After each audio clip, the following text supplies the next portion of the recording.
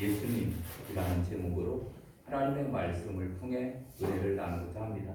제목을 따라하겠습니다. 날 위해 고난 받으신 예수님. 아멘. 우리 말씀을 듣기 전에 저와 앞에 계신 분들과 인사를 나누겠습니다. 잘 오셨습니다. 환영합니다. 반갑습니다. 오늘 이렇게 거룩한 주일날 예배에 참석하신 여러분을 환영하고 축복합니다. 하나님께서 또 말씀을 듣는 중에 깨달음을 주시고 또 하늘의 신령한 복과 땅에 기름진 것으로 채워주실 줄로 믿습니다. 여러분, 우리는 지금 사순절 기간을 보내고 있습니다. 다음 주일이 종려주일이고 고난주간이 시작됩니다. 그리고 이제 부활주일이 다가오게 되어져 있습니다. 여러분, 늘 우리가 이맘때쯤 되면은 이제 봄도 완연한 봄도 되어서 또 만물이 소생하는 그러한 기운을 느끼게 됩니다. 그래서 또 날씨도 좀 따뜻해지고 또 우리의 마음도 다시 활력을 되찾게 되는 것을 보게 되는데, 여러분 이러한 때 우리 주님을 더 깊이 묵상하는 기간이 되었으면 좋겠습니다. 여러분, 구약 성경의 이사야서를 읽으면 좀 재미있는 부분이 있습니다. 총 이사야서는 66장으로 되어 있습니다. 내용상으로 두 부분으로 나누어져 있습니다. 첫째 부분은 1장에서 39장까지이고 둘째 부분은 40장에서 66장까지로 구분이 되어 있습니다. 그런데 특별히 40장에서 66장까지는 다시 오실 메시아에 대해서 기록하고 있습니다. 여러분, 이렇게 얼핏 스쳐가는 그런 것이 뭐냐면은, 여러분, 구약 성경은 몇 권이죠? 33권입니다. 39권입니다. 신약 성경은 27권입니다. 도합 합치면은 66권입니다. 그러니까 이사야서가 말씀이 합치면은 66장으로 되어 있는데, 그 전반부가 1장에서 39장까지가 이제 1부라고 하면 2부는 예수님께서 이제 고난 받으시는 그러한 모습을 자세하게 말씀해 주고 있습니다. 그래서 40장부터 66장까지 어떻게 보면은 구약의 신약 성경이다라고 말씀해 주고 있습니다. 그래서 성경과 비슷한 그러한 배열로 되어 있다라고 하는 것을 먼저 말씀드리고, 이사야서를 기록한 이사야는 BC 743년경 유다 왕국 제13대 히스기야 왕 때의 인물입니다. 예수님 당시 740년 전에 선지자로 부름을 받았습니다. 이때는 이스라엘 북쪽 강대국이 아수르였습니다. 서쪽으로 이제 세력을 점점 확장하던 때 이사야 선지자는 하나님께서 이스라엘에게 주시는 메시지를 전하게 됩니다. 믿음을 저버린 이제 이스라엘 백성들에게 하나님의 징계가 임하실 것을 나타내주고 있고, 그래서 그 후에 다시 메시아를 보내주시겠다는 것을 말씀해주고 있습니다. 오늘 이 말씀은 예수님의 고난과 우리를 위한 구속의 사실을 자세히 설명해주고 있습니다. 첫 번째, 예수님은 우리가 받을 멸시를 대신 받으셨다라고 하는 사실입니다. 여러분, 오늘 1절부터 볼까요? 우리가 전하는 것을 누가 믿었느냐? 여호와의 팔이 누구에게 나타나느냐? 라고 말씀해 주고 있습니다. 여기에서 우리라는 단어가 나옵니다. 여러분, 우리는 누구를 나타내 주고 있을까요? 여러분, 15절 말씀, 이사야서 52장 15절 말씀에 보면 그가 나라들을 놀라게 할 것이며 왕들은 그로 말미암아 그들의 입을 봉하리니 이는 그들이 아직 그들에게 전파되지 아니한 것을 볼 것이며 아직 듣지 못한 것을 깨달을 것입니다. 라고 말씀해 주고 있습니다. 그래서 앞으로 장차 예수 그리스도를 통해서 복음이 전파되어지는 것을 나타내 주고 있습니다. 그렇다고 보면은 예수님을 나타내 주고 있습니다. 이사야서에서 강조하고 있는 말씀이 우리라고 하는 인칭 대명사가 나오는데 12번 정도에 걸쳐서 나옵니다.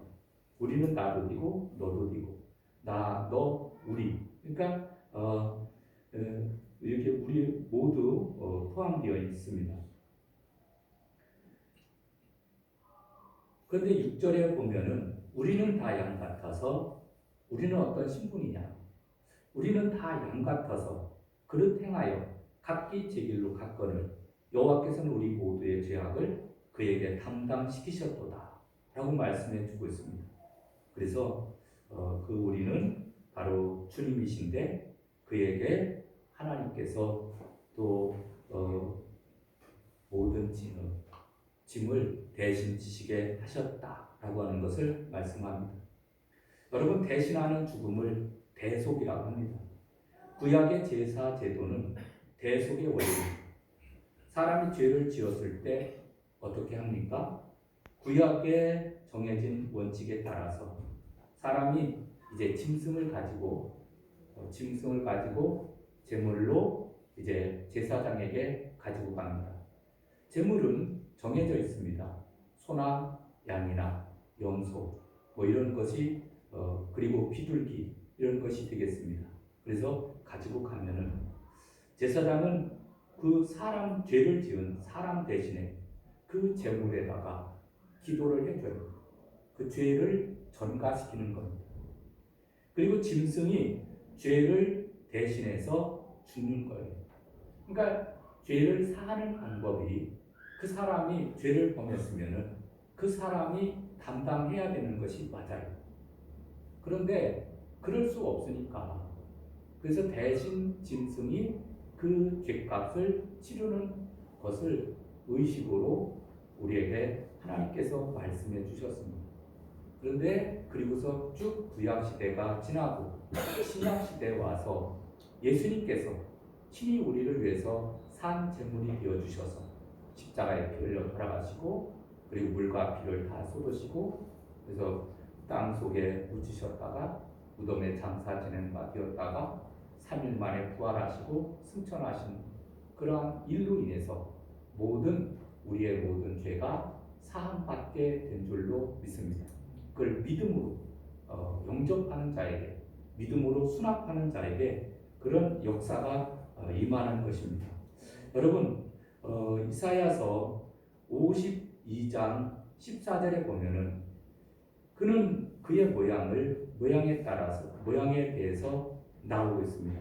그의 모양이 전에는 그의 모양이 타인보다 상하였고 그의 모습은 사람들보다 상하였으므로 많은 사람이 그에 대하여 놀랐거니와 라고 말씀해 주고 있습니다. 여러분, 예수님은 어떤 모습일까? 예수님은 팔레스타인에서 사셨습니다. 그렇기 때문에 중동 지역에 사는 사람들과 같습니다.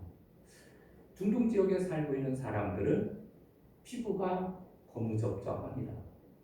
왜 그러냐면은 그 지역적인 그 위치에도 사막 지역이 많고 열대 지역이기 때문에 이게 그 햇빛에 노출되어 있어서 피부가 타기 쉬운 그러한 환경 가운데 있습니다.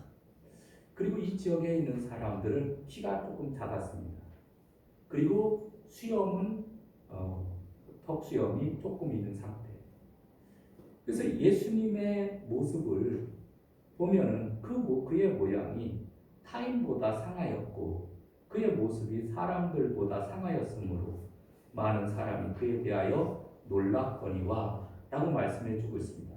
여기서 상하였다라고 하는 것은 좋은 표현입니다. 그것은 흉한 벌레와 같은 모습이었다. 예수님의 모습이 흉한 벌레와 같은 모습이었다. 여러분, 예수님의 초상화를 보게 되면 아주 멋있게 그렇게 그려져 있습니다. 그것은 서양 사람들이 그린 것들이 대부분인데 예수님의 본 모습은 정확하게 알 수 없습니다. 그러나 예수님의 모습은 심히도 다른 사람이 보기에 거북스러운 모습이었다라고 하는 것이 정설입니다. 그래서 3절에 보면은 3절 그는 멸시를 받아 많은 사람에게 멸시를 받아 사람에게 버림받았으며 간고를 많이 겪었으며 질고를 아는 자라 마치 사람들이 그에게서 얼굴을 가리는 것 같이 멸시를 당하였고 우리도 그를 귀히 여기지 아니하였도다 라고 말씀해 주고 있습니다. 여러분 예수님께서는 멸시를 받아 멸시라고 하는 것은 무엇일까요? 무시하는 것보다 더 심한 것입니다. 다시 말하면 아주 짓이기는 것이 멸시입니다. 근데 예수님은 그처럼 멸시를 당하셨습니다.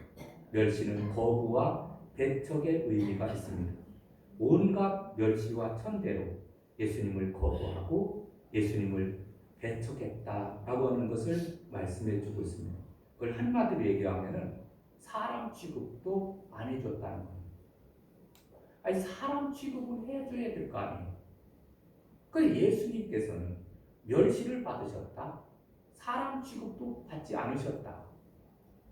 왜 이런 단어가 나오느냐면은 왜 이렇게 멸시천대 간고를 겪었고 이런 말씀이 나오느냐면은 앞으로 우리 인류를 죄에서 구원하시고 우리의 모든 것을 또 구원하시기 위해서는 친히 자신이 그 모든 질고를 다 겪었던 것을 보게 됩니다.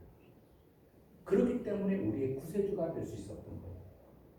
여러분 왕궁에 태어나가지고 에헴하고서 메시아가 이렇게 되신 분이 우리의 메시아다.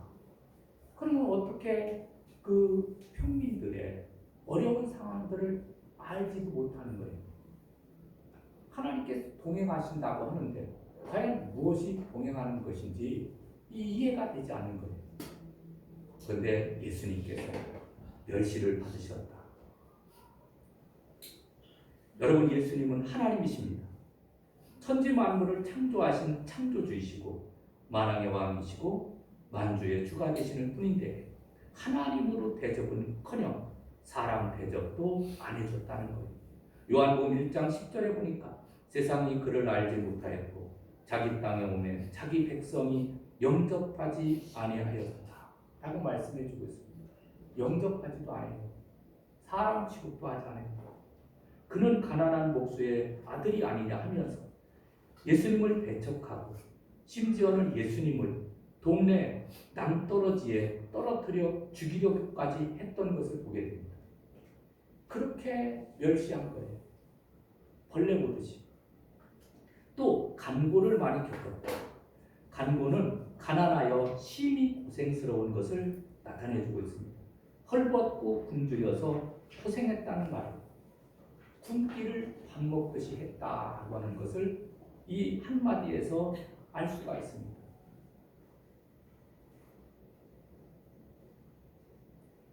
또한 얼마나 철저히 멸시했느냐면은 예수님이 체포되었을 때 제사장들은 예수님의 얼굴에 침을 뱉고 주먹으로 치고 손으로 뺨을 때렸습니다. 사람의 신체 부위 가운데 얼굴을 때리는 것이 가장 수치스러운데 더군다나 얼굴에 침을 뱉는 것은 치욕스러운 것이 아닐 수 없습니다. 이처럼 주님께서는 온갖 모욕을 다 받으셨습니다. 사람들은 예수님의 얼굴에 침을 뱉고 주먹으로 손바닥으로 얼굴을 때리고 그리고 예수님을 십자가에 매달아 놓고 희롱했다라고 하는 것을 우리에게 말씀해 주고 있습니다. 여러분 또 예수님의 제자들도 예수님을 버리고 도망갔고 심지어는 가장 믿었던 베드로도 결정적인 순간에 선생님이고 뭐고 다 팽개치고 도망가 버리고 나중에 예수님을 3번이나 모른다고 부인하면서 저주까지 했던 그러한 전력을 가지고 있습니다. 그리고 3절 하반절에 보면은 얼굴을 가리는 것 같이 얼굴을 가리는 것 같이 멸시를 당하였고 우리도 그를 귀히 여기지 아니하였도다 라고 말씀하고 있습니다. 여러분, 귀히 여기지 않았다. 이것은 참 중요합니다. 여러분, 우리 예수님을 귀히 여기면 예배 시간에 예배 안 드리고 놀러 갈 수 있습니까? 예배 시간에 또 우선적으로 이 자리를 지킬 거예요. 시간을 엄수할 것입니다. 선을 보기로 했는데 상대방이 나오지 않았다라고 하면 얼마나 실망할 것입니까? 마찬가지로 하나님께서 이제 보고 계시는데 하나님을 귀히 여기시는 사람이 되시기를 바랍니다. 귀히 여기는 거예요. 하나님을 하나님으로 대접하는 거예요. 여러분, 예배를 드리면서 자세를 바르게 하고 또 여러 가지가 있을 것입니다. 여러분, 우리는 정말 주님을 귀히 여기면서 살아가야 될 줄로 믿습니다. 그렇지 않으면 그 옛날 유대인들처럼 이방인들처럼 그 예수님을 멸시하고 천대하고 침뱉고 모욕하던 그러한 때와 같은 그러한 일들을 다시 행할 수밖에 없는 것입니다. 여러분, 우리 늘 이제 고난 주간을 앞두고 우리 예수님의 고난을 깊이 한번 묵상해 보자는 것입니다. 두 번째, 예수님은 우리의 질고와 고난을 당하셨습니다. 4절에 보면은 이렇게 말씀합니다. 그는 실로 우리의 질고를 지고 우리의 슬픔을 당하였거늘 우리는 생각하기를 그는 징벌을 받아 하나님께 맞으며 고난을 당한다 하였노라 라고 말씀해 주고 있습니다. 질고는 질병으로부터 오는 육체적인 질병, 정신적인 질병을 나타내 주고 있습니다. 여러분, 에덴 동산에서 아담과 하와가 선악과를 따먹은 이후로부터 죄가 이 세상에 들어오고 죄의 영향을 받아서 질고가 생겼던 것을 우리가 알 수 있습니다. 여러분, 우리가 주님을 믿기만 하면은 이제 이 질고로부터 해결되는 줄로 믿습니다. 세상에서도 해결받을 수 있고 천국에서는 주님과 더불어 질고 없는 영원한 삶을 살아갈 수 있습니다. 여러분, 이 땅에서 우리가 질고를 겪었던 예수님처럼 우리는 많은 질병으로 인해서 아픈 것을 많이 느끼게 됩니다. 몸도 아프고 마음도 아프고 또 사방이 쑤시고 안 아픈 곳이 없는 나이가 점점 들면서 또 아파서 건강해서 사는 것보다 아파서 끙끙 앓면서 살아가는 삶의 횟수가 더 많은 것을 보게 됩니다. 여러분, 이렇게 아파서 살게 되는데 이 모든 질고를 지시고 예수님께서 먼저 우리를 위해서 십자가에 피 흘려 돌아가셨다는 거예요. 그래서 우리는 하나님을 믿고 의지하면서 이제 주님 앞에 나아갈 때 우리의 질병이 시달리는 자와 또 아픔으로 고통당하는 자들이 살아나는 줄로 믿습니다.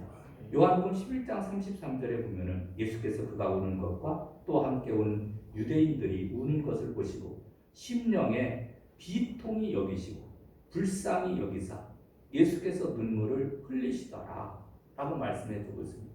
우리의 슬픔을 당하셨거늘 육체적인 고통, 정신적인 고통 이런 것들을 당하셨던 것을 우리가 보게 됩니다. 예수님은 우리를 위해서 그런 고통을 다 당하셨어요.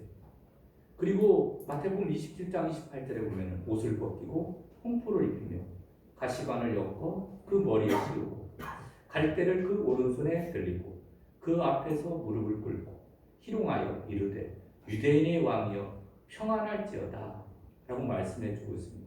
여러분, 우리는 죄 때문에 슬픔을 당하는 것은 마땅한 일이나 인류의 구원자로 오신 예수님께서는 슬픔을 당할 일이 없었거든요. 잘못한 것이 아무것도 없었습니다.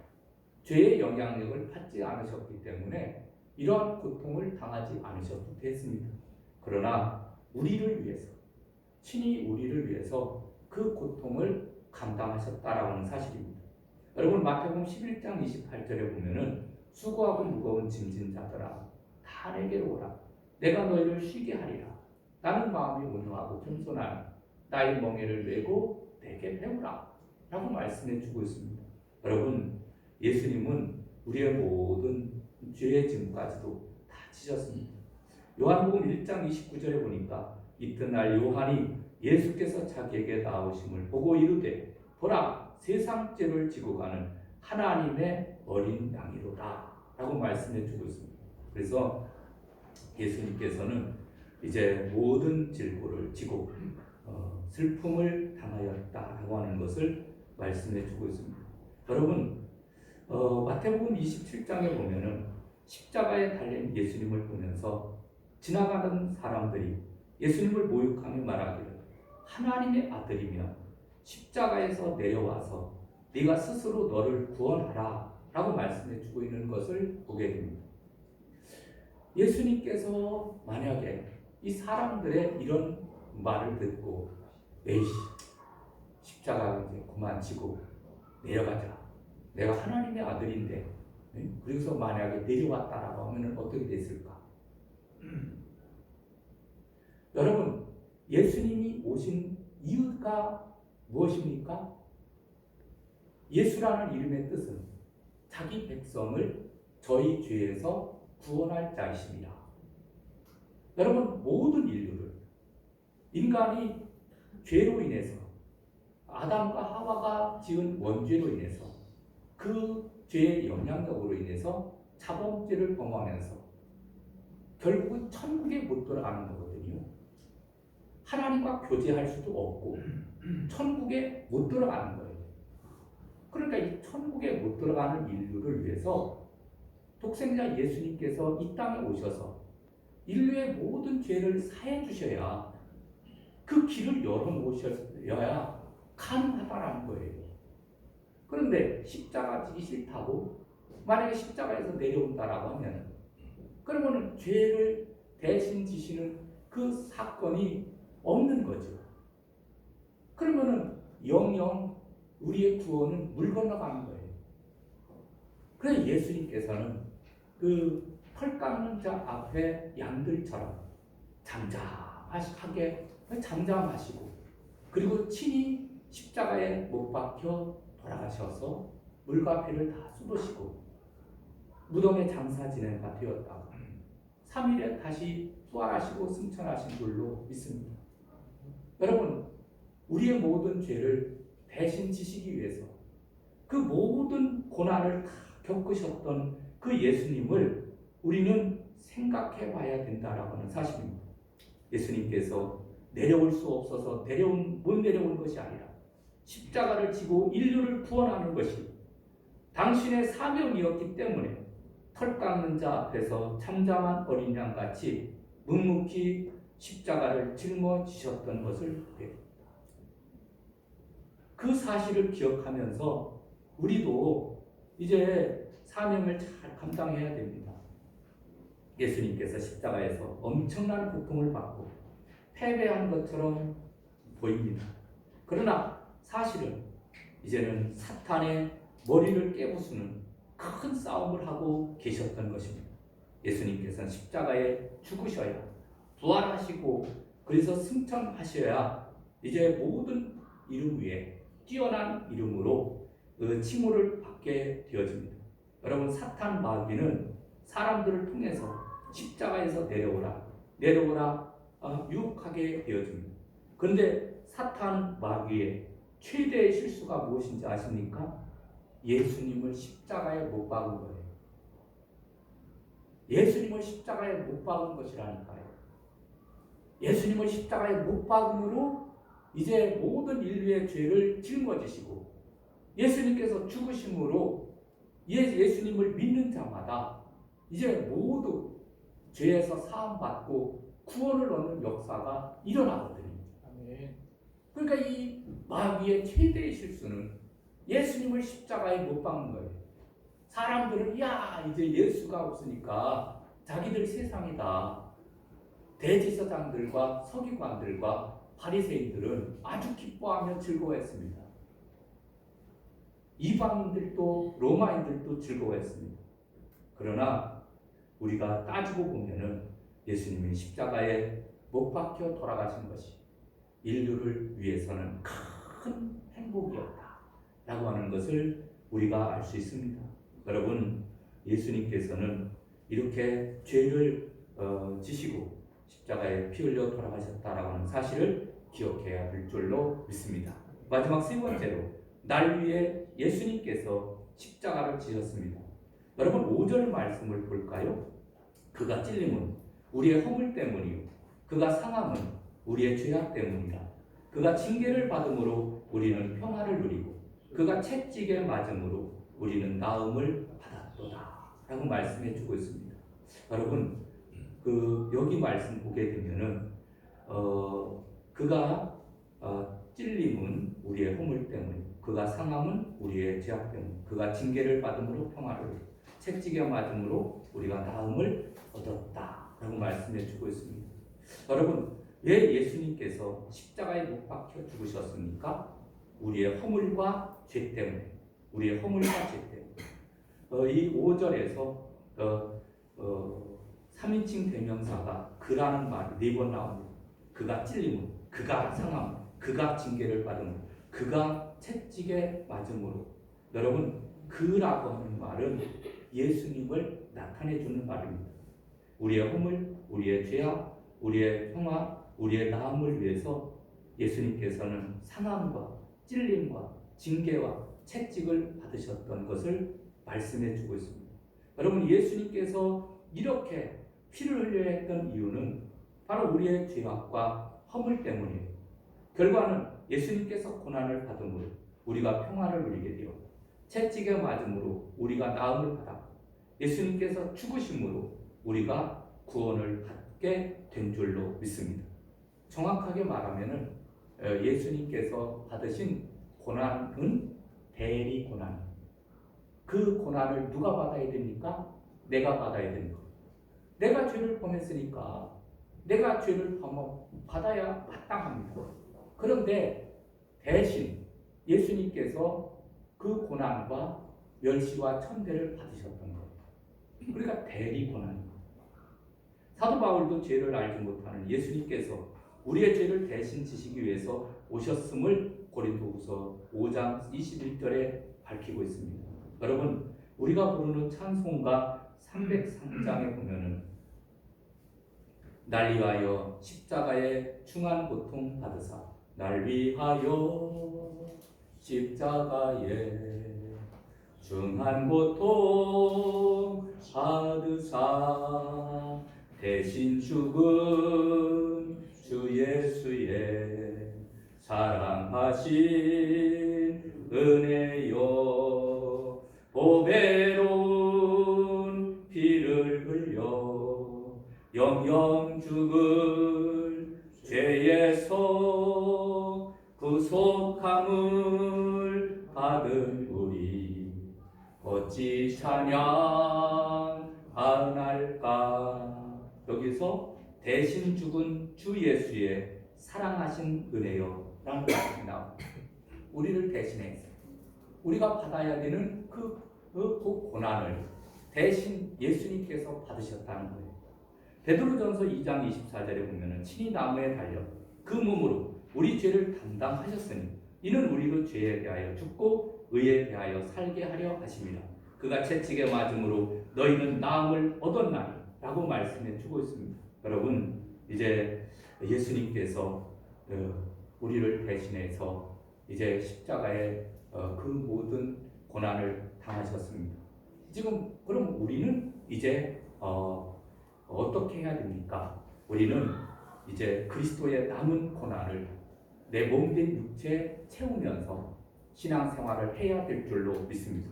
골로새서 1장 24절 나는 이제 너희를 위하여 받는 괴로움을 극복하고 그리스도의 남은 고난을 그의 몸된 교회를 위해서 내 육체에 채우노라 라고 말씀해 주고 있습니다. 이제 바울은 골로새 교회를 향해서 그리스도의 남은 고난이라는 말을 사용합니다.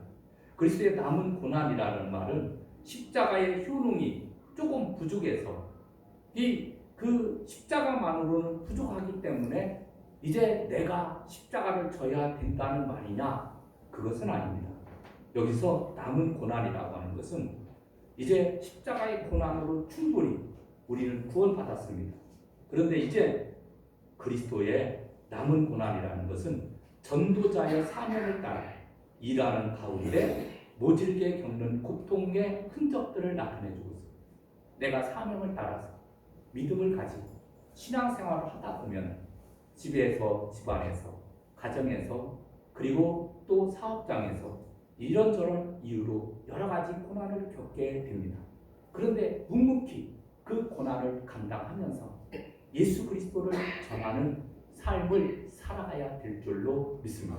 이제 말씀을 맺으려고 합니다. 여러분, 이제 나를 위해서 십자가에 피 흘려 돌아가신 예수님을 깊이 묵상하는 여러분 사순절이 되시기를 주님의 이름으로 축원합니다. 기도하시며 우리 찬양 드리겠습니다. 155장 드립니다.